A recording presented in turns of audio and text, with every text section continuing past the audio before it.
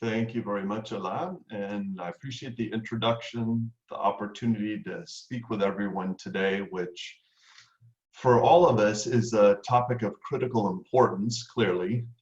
My comments will focus on Los Angeles, both the city and the county, but hopefully they're of general interest too for even individuals outside the area that may learn something from this that can be helpful. I'd start by saying that if it's a little confusing about what can be done right now, it's totally understandable. We have a lot of different government organizations involved. As many of you know, in March, at the federal level, the Department of Homeland Security announced what is still the best list of essential workers, essential businesses that can operate despite the lockdown. By the way, if you haven't seen that list, it's worthwhile. Send me a note. I'd be happy to send it to you. That same day, Governor Newsom incorporated completely the Department of Homeland Security's list in his executive order locking down the state. The County of Los Angeles, the Board of Supervisors, adopted Governor Newsom's order with their stay-at-home order. And then Mayor Garcetti for the city of Los Angeles incorporated the governor's order, as did probably most of the other 191 incorporated cities in Southern California, each of which has the right by constitution to have their own rules and enforce those rules concerning the lockdown within their borders.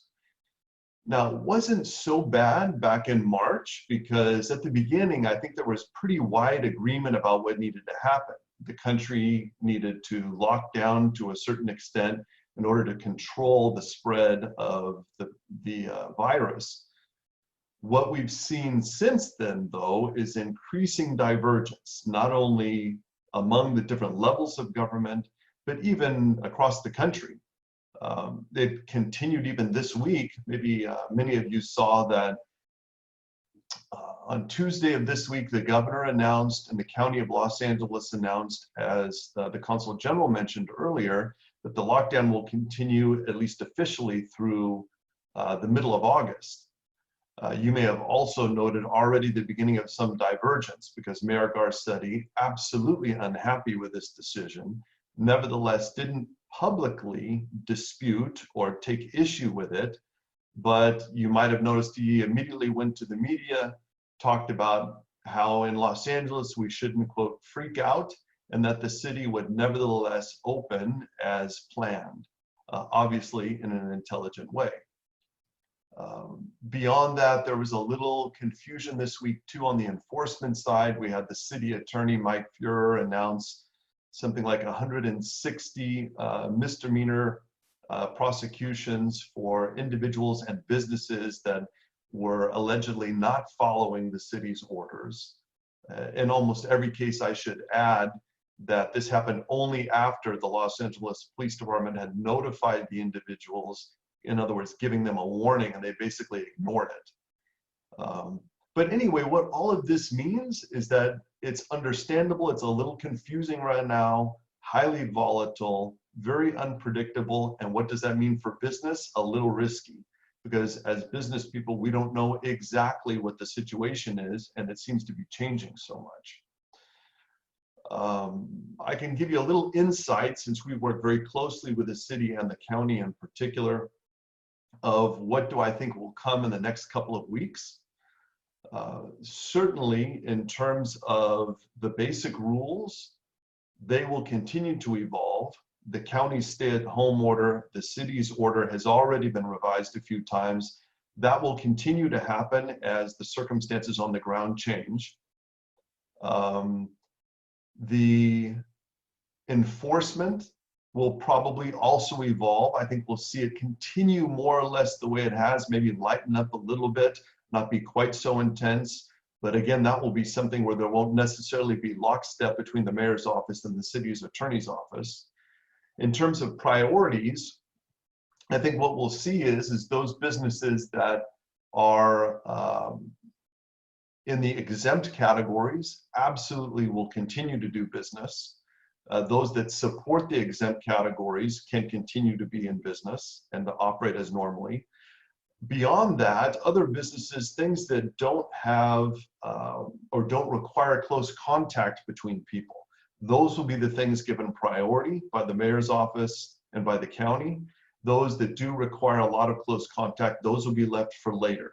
Again, trying to balance this idea of getting the economy back working again, and at the same time, paying attention to the public health issues. So this gives you a little background. For me, I would be interested in knowing what are some very practical things I could do as a business person given this unpredictable environment. If I had a plan, or if you have a plan for reopening your business, or for expanding if you're in an exempt category and moving into something new, then it's just a good idea from the beginning, given this jurisdictional landscape with so many different governments involved, that you should speak with your legal counsel and get a formal opinion if you can. That will help in speaking also with the authorities. That will help if there's a problem with third parties later.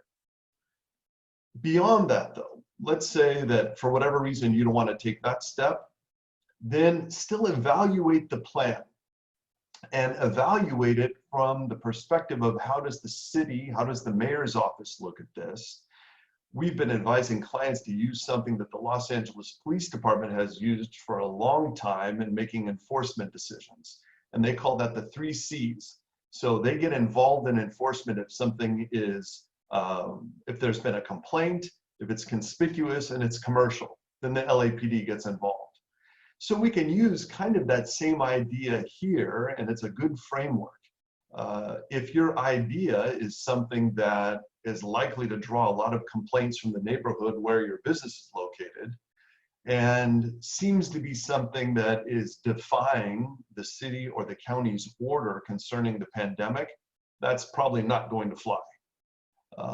In contrast, if you have a plan that actually has a community benefit, it's good for the community. It's going to give some hope to people in the community.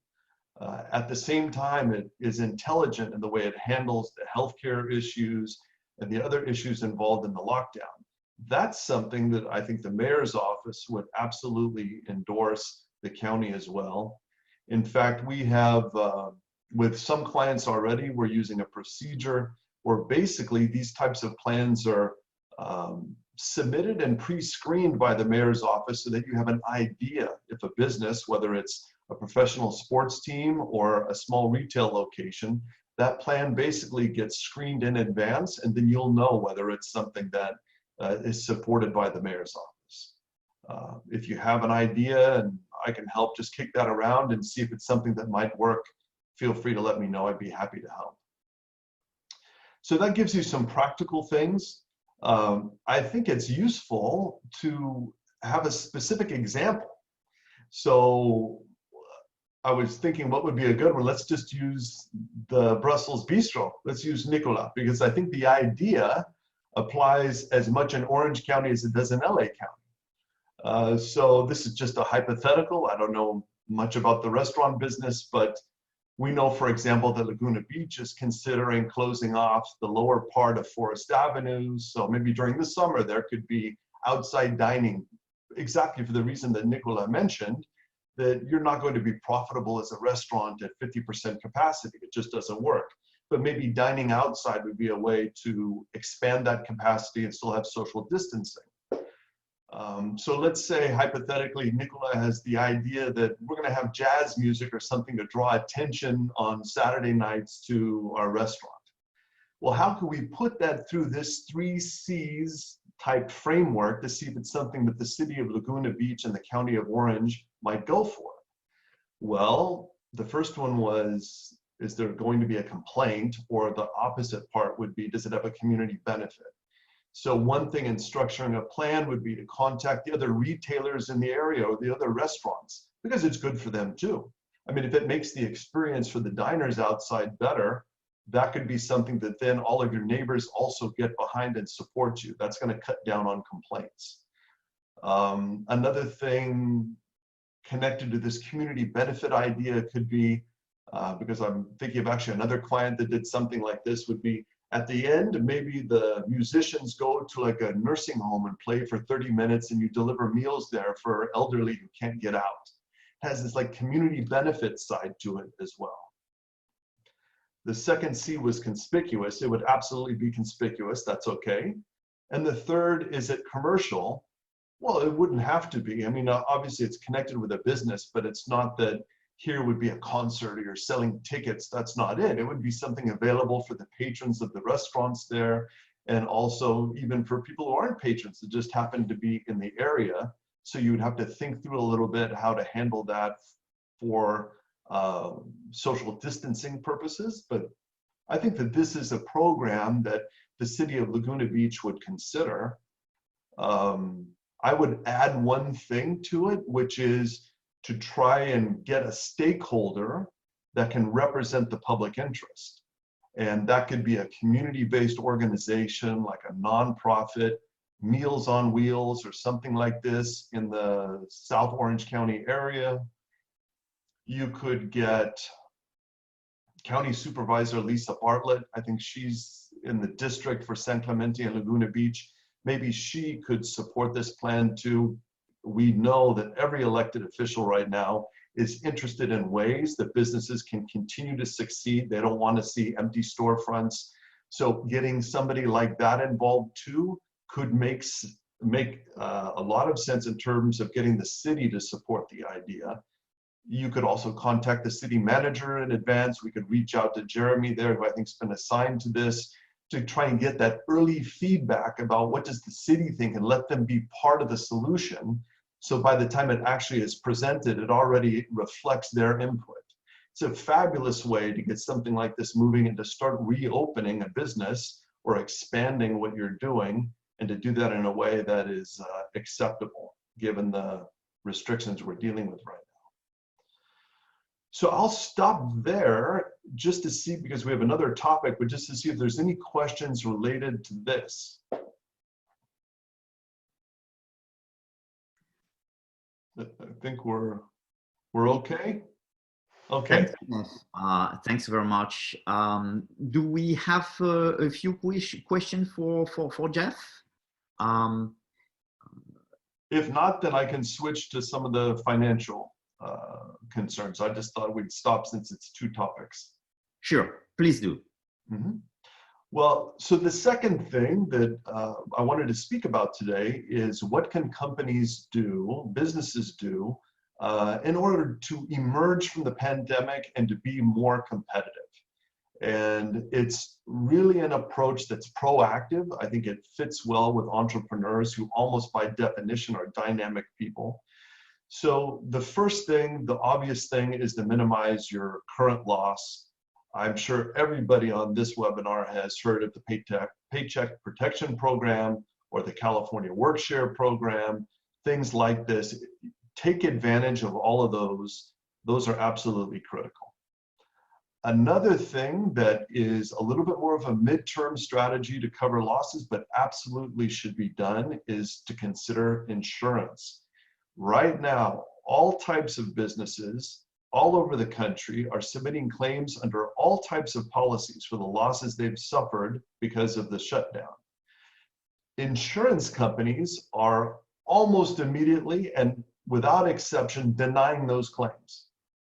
Now, this leaves totally undecided and to be decided whether that is the correct legal interpretation of the insurer's obligations in this context under those insurance contracts. Now that's a little complicated, but that issue will be resolved in the court system. So that's one thing to keep in mind. The second is Congress going to bail out the insurance industry like they did after 9/11? After 9/11, Congress stepped in and bailed out the workers' compensation system and other parts of the insurance industry. Will that bailout require at least partial or complete payment of the claims? Again, hearkening back to another example of that. So that's another thing. And lastly, I think most lawyers in this area would agree that there's no downside to a well-written, timely claim to the insurance policy holder. So it's just good practice to do it. Apart from that, now there's the second step, which is how can a business owner emerge from this stronger than ever and ready to compete? We heard Nicolas speak briefly about he's been speaking to his landlords. That makes a lot of sense. This is an opportunity to renegotiate all of those contracts, whether it's with your landlord, with a supplier, a vendor, significant employment contracts. All of these that made sense before the pandemic may make no sense whatsoever in the world as we see it after the pandemic, or after the stay-at-home order is lifted. We know, I'm sure all the business people are familiar with force majeure, of course, which is a doctrine that exists in the United States, mostly as a contract provision. It's known worldwide. There are many other principles that all get you to the same place as a business person. They have all one thing in common, is that there's a shared implied assumption that something wouldn't happen. And I would say that almost every contract that was in place before the pandemic had as a shared implied assumption that there would not be a global pandemic and the entire economy shut down. So all of those legal theories do something very important. They give you the legal right to be excused from performance, at least to the extent that the pandemic has affected your business. And more than that, they give you leverage to renegotiate. And that's the key. So absolutely, if you are in a position like that and going through your contracts, it's worthwhile to contact your legal counsel and put a strategy together with them about choosing those main obligations and to renegotiate those. How I would do it is I would start with a little pro forma profit and loss statement. What does my business look like? Whether it's 15 locations in LA County, or it's just a single retail site or a big warehouse, have a profit and loss, as you're probably doing, looking at what the business structure needs to look like after the pandemic to be profitable. And then there, now you have a target of what you're shooting for in the negotiation. And then go back and now start putting a strategy together with each of the counterparties in those relationships. I would do one more thing, which is, again, it's a theme that I think is highly effective in this context, which is to try to bring in other stakeholders that influence the negotiation. Maybe that other stakeholder could be an elected official. Again, coming back to this idea that the elected officials at the city level and the county level, they're more concerned with seeing businesses continue, mainly for their employment value than anything else, but to see those businesses continue for tax dollars and everything else. So you could very easily change the negotiation by bringing in an elected official. You could do the same thing maybe by spreading out the negotiation so that you're negotiating only for yourself, but also maybe for other tenants in the case of a landlord-tenant relationship, other tenants with the same landlord. So absolutely do that as well. Negotiate from strength, bring in an outside stakeholder, change that discussion when you're negotiating. We've had a lot of success approaching this already using this particular approach.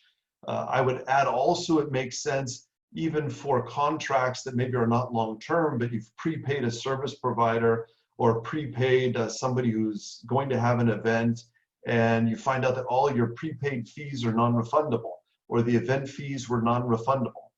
That may be the case in normal circumstances, absolutely not the case under the current circumstances. You at least have a strong point from which to renegotiate. So that concludes my comments about what I can recommend. I would like to just say briefly thank you to Alain and Jean-Baptiste, and of course the Consul General, for bringing everyone together. This type of exchange among business people that have this shared love for Belgium makes a lot of sense and absolutely needed at this time. Thanks very much, Jeff. I believe that you have already answered the question we received yesterday. So we are going to now let Navid talk about some specific questions about immigration during this troubled time. So Navid, you have the floor.